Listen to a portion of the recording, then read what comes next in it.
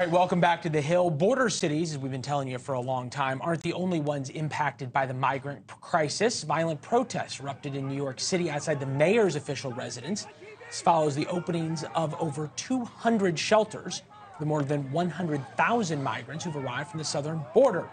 The panel is with us now. All right, Michael Starr Hopkins, there's been so many variations of this administration's view of the border.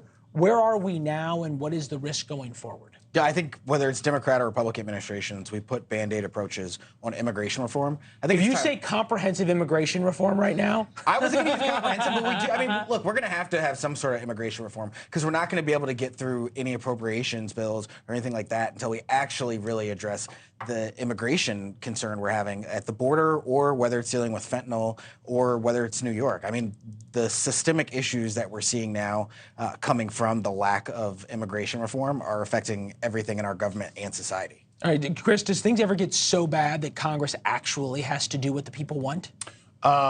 Not as long as we have this fakakta primary system that we have for the major parties choosing their nominees.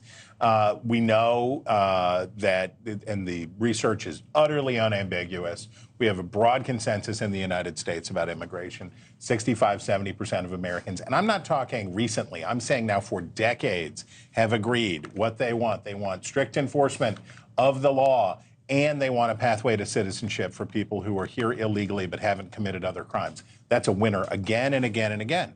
But you try saying that in a Republican or Democratic primary, because one part or the other is there's going to be somebody standing to your right or your left that says, no, no, no, no, no, no. We don't have to give anything to get what we want, and I promise you total victory. And what you see in the dysfunctional immigration system that this country has right now is the most obvious, evident, clear example that you could ever ask for of how our primary system is really killing the politics and the functionality of this country. It's a mess. People are unhappy with it, and the parties are not able to respond to it because of this goofy way to pick nominees. It's easier to run against the issue, though. That's the problem. Right. It's like more valuable not solved than Yasser solved. Arafat famously said to Bill Clinton, like, we'll never get peace with Israel and Palestine because it's easier and more beneficial to keep things broken. The same is true with immigration. We could fix this in the stroke of a pen, but we're not going to because it's easier for Republicans and Democrats to continue to fight over this.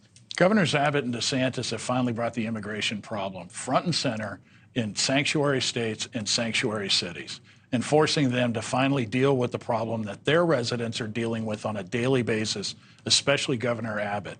If you talk to anybody from the border area or even some of the large cities down in Texas, they are overwhelmed with this problem, and there's no sign of it letting up. It really is a national problem. We have to secure this border. The fentanyl crisis is real. Richmond, Virginia, fentanyl is one of the leading killers in Richmond, Virginia. And you also start looking at the uptick in crime and the homeless problem that it's creating in New York City and others. Finally, the New York Democrats, who have declared sanctuary as our rule of thumb on this issue, are begging Biden for help, and we'll see what happens. See what happens. Well, on that optimistic note. Way to take a stand. Yep. Thanks for watching. Go to newsnationnow.com to find News Nation on your television provider. And don't forget to subscribe. Click the red button to get more of News Nation's fact-driven, unbiased coverage.